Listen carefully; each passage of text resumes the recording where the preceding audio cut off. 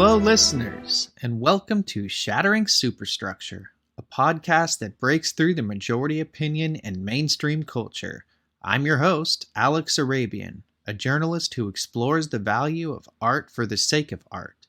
In these interviews, in which I'll have occasional co-hosts, there will be no scoops, no juicy bits, and no hidden agendas, just a safe space in which one can think as one wishes and say what one thinks.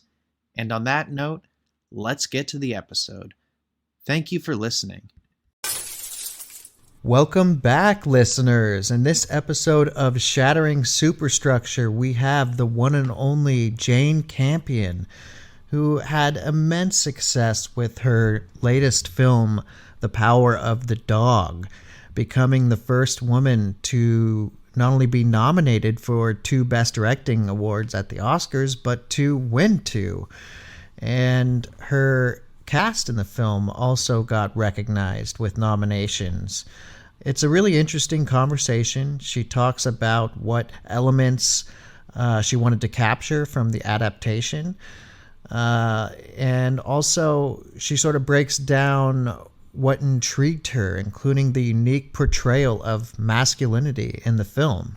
And she also spoke about kind of the myth of the American cowboy and the West in general. That's often been glamorized and sort of misrepresented in history throughout film. It's a uniquely almost film creation for the medium, the sort of rugged individual and the very manly cowboy. Believe it or not, cowboys back then were called cattle herders. And they were nothing like the cowboys that you see in the films throughout the history of Hollywood. Jane also discusses the popularity of Bronco Henry. She talks about the piano. She talks about how she couldn't see herself doing a big budget sort of action or superhero movie, but definitely applauds her peers such as Taika Waititi for doing it, and especially Benedict Cumberbatch, who stars in the film, for being able to act in both genres. You know, a quiet, intimate movie like The Power of the Dog, as well as playing Doctor Strange in the Avengers franchise. So it's, very cool and enriching conversation to listen to with Jane Campion, one of the masters of cinema. And without further ado, here's the episode. Thanks, listeners.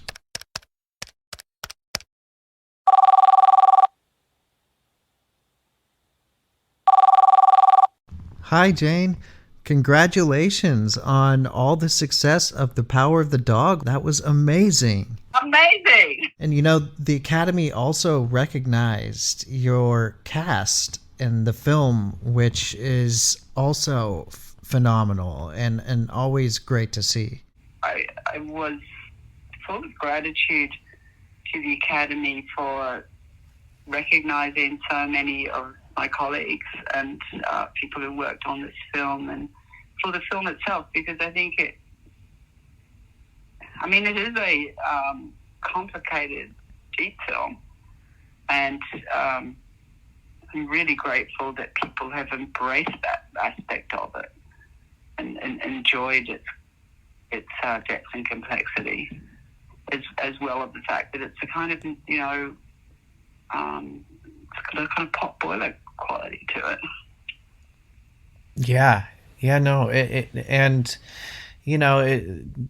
The Academy, it recognized your excellent screenplay as well. And I'm really thrilled about that, because writing means a lot to me. it's something that I've done all my career, and I think on this one I felt like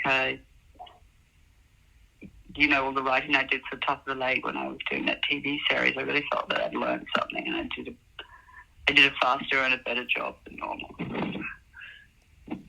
Okay, so this screenplay was a bit faster than you usually tackle screenplays or films. Yeah, I think that it does make a difference to keep writing, to do it a lot. Those muscles really improve with work. And I also think, working with a book that I believed in so much as this one, and I was able to sort of like really trust his vision of the world, because I knew he'd lived it, that he had lived on that ranch, and he did know a man like Phil, and had some of the experiences that Peter had, with the bullying and things. So I felt like I could really trust it, and like my job was to not just faithfully do it, but to translate it for film, because obviously a lot of stuff happens in people's heads, and there's a lot of backstory in it that wasn't going to work in a tighter version, like a 2-hour version for the film. So there was decisions to make, but I was working on the back of something I totally trusted. So you're sort of up on the ladder, knowing it's not going to break on you, Right. And it was. This is 28 years, I think, since your last nomination for the piano, last win. It feels like longer. It was like 93, wasn't it? So yeah. Actually, 30 years. Right, almost 30. 29. Yeah. I know. So this is a year of the awards. I mean, I haven't really won that many awards since the piano, even though I kept making things. I did. I got into the festivals and appreciated, but nothing like this. This is the storm. And it's really gratifying, I guess, to have been out in the desert with it, to have a comeback like this. Yeah, it's like I would say, like, whereas this film examines power dynamics and sort of taking advantage of trust and sexuality, I think the piano analyzes star-crossed lovers, budding romance, and sort of sex. I think if I might say more than that, I think it's really right. looking at very particularly from the female point of view in a way that really hadn't happened before.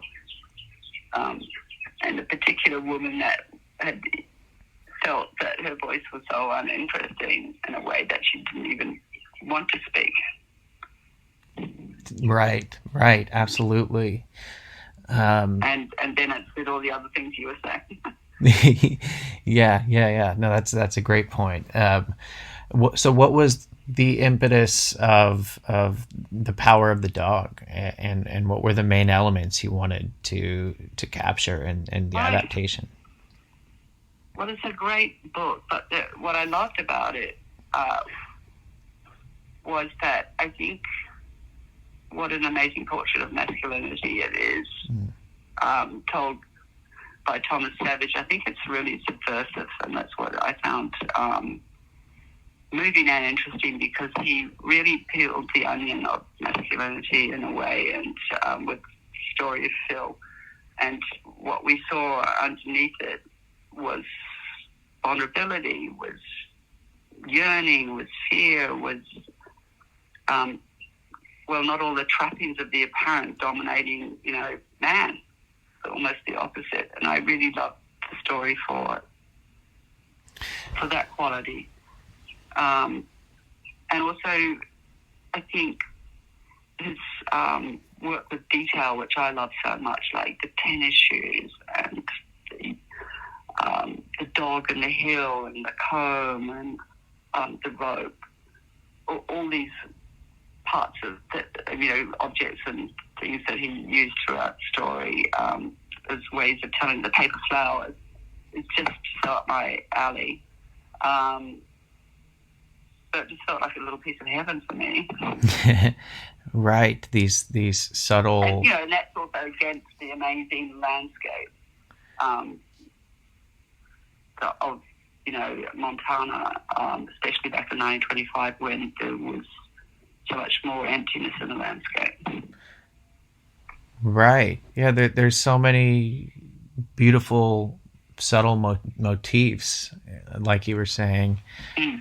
And the Montana landscapes, correct me if I'm wrong, were duplicated by the Otago, New Zealand countryside. That's correct, yeah. We used that landscape. I mean, New Zealand really is a chameleon when it comes to landscape. You can find a piece of New Zealand that could be almost anywhere. Right. Including, obviously Switzerland. Yeah. Yeah, no, it's absolutely breathtaking. And that's a great way to put it, chameleon. So there tends to be, and this, I think is also a credit to the wonderful cinematography, but there tends to be minimal lighting during the scenes of intimidation,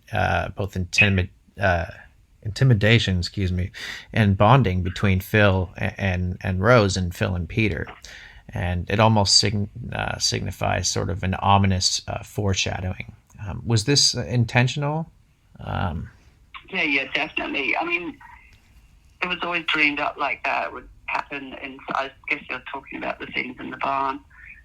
Actually, those are some of the more heavily lit scenes because even though when you're not using a lot of light, it's quite a lot of work to keep out the light and just have it exactly as you want so that you can just see the face or, have the feeling that it's lit by lantern light or candles. Right. Yeah. And there are also long, drawn-out periods between the characters that really do a great job of building tension. And, as a director, especially having made the piano with a mute character, with scenes that rely on face and body, do you think that scenes without traditional dialogue are just as important to the story as scenes Definitely. with traditional dialogue? Yeah, definitely. Yeah. I think, after the piano, I was really dying to do a project with a lot of dialogue in it. And I didn't really realize until I started to get into it how difficult it was going to be making or filming scenes where the other person doesn't say anything. So, you cut into one person speaking and then you cut into the next person and they're not talking. Looking at what they're doing, sign language, which you can't understand anyway. So that was a challenge. But I think it became so special because Holly is so expressive. Her eyes are incredible. And when I look back on the work that she has there, what I see, and I'm just never sick of it. It's just so interesting. So I really think there's no rule that I think dialogue scenes can be interesting. I mean, depending on the dialogue and depending on the intent of the scene, like when you want tension, it's probably better to remove dialogue. Right. Yeah, no, I definitely agree. There's a tip. Yeah, and I think the film's title is kind of a warning, really. I think so too. Yeah. Like, how many people have we seen give in to their animalistic urges, as if they shed their humanity? Yeah. So very beautifully put. Yeah. So, yeah. Sorry, go ahead. No, just saying that's very beautifully put. Thank you. I think that, appreciate it. yeah, I guess that's what the title is pointing to, yeah. And It's very open. You're not really going to quite say exactly what it is. And even if you go back to the psalm that it came from, the psalm is very difficult to interpret. yeah, it's very open-ended. Yeah. And how was it directing your four leads, who are amazingly all nominated for Oscars? I know, that's a really deep pleasure. And as a director, I guess that's my greatest recommendation. Well, I chose them because I think they're all amazing actors. So it was a real joy to share the project with them. And, I think I feel like I just made friends with them. And really, everybody comes to directing in a different way. But for me, it's complex and various as, friendship. Right. And Cody is phenomenal. Not only does he give it's great human. Not only does he give a career best, but he's just toe to toe with Benedict in the scenes that they're in. Yeah. What were your conversations with him like, with surrounding his character and the dynamic there? What I'm remembering now is like we had 3 weeks of rehearsal, and the first week was really only with Cody and Benedict, and it was really fun to see the two of them bond and discover each other as actors and as humans. I could see the actual film happening, the way that Cody and because Cody and Benedict didn't know each other, obviously, and Benedict comes to the rehearsal as a really big actor with a lot of experience, and Cody comes as a pretty young person, and in the end I could hear them chuckling away and having fun, and I was thinking, oh look, they're making friends, they really do like each other. and I think that helped me when I came to understand that actually Phil and Peter really did make friends in a way.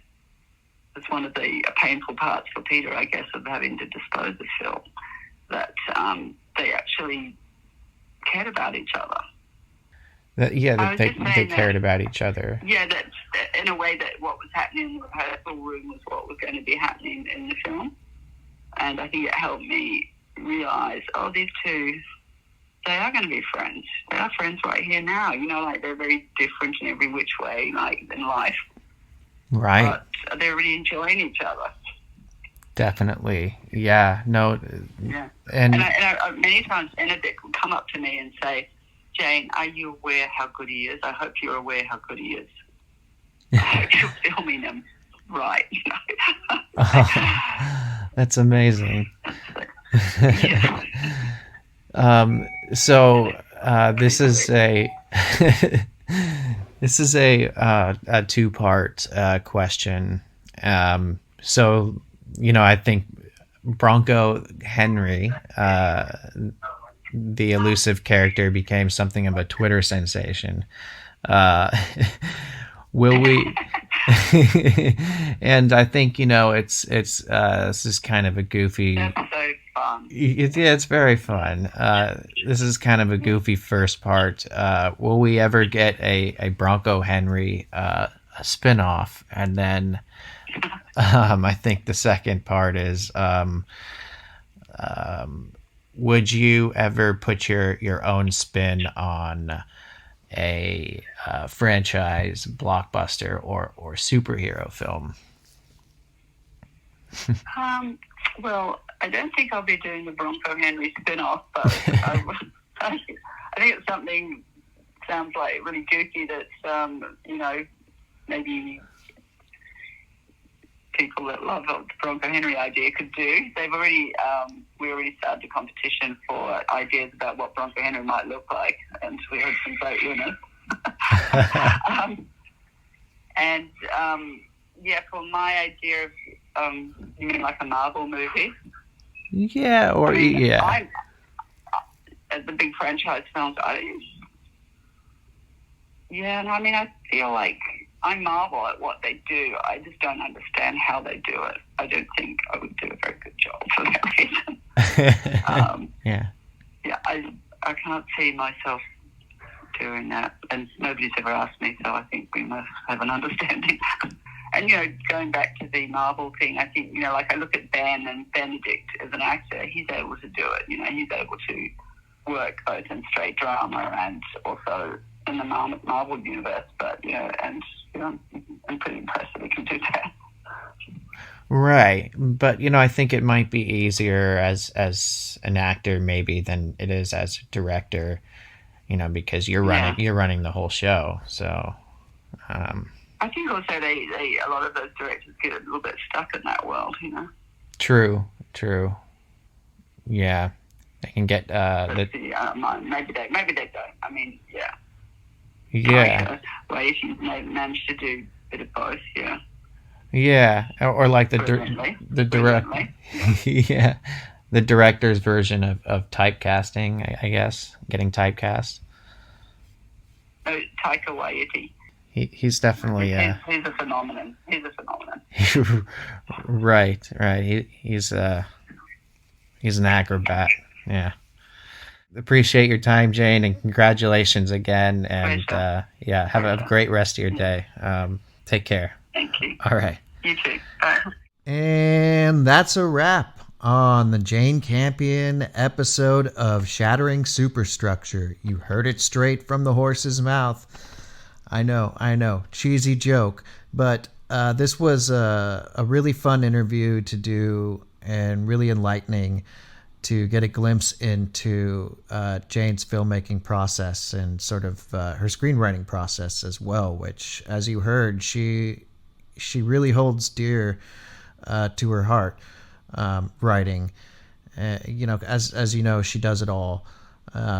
She's currently doing a pop-up film school right now, so it's really wonderful to see someone stick to their vision and not stray from that throughout their career, and their artistry and why they got into the industry in the first place. And so I think that Jane has some really important things to say, not only about filmmaking, but about really important themes surrounding masculinity, about the nature of the blockbuster, and about the issues that she likes to focus on. So this was so well deserved, her win last year, and I cannot wait to see what she does next. Thanks again for listening to Shattering Superstructure, and this is Alex signing off.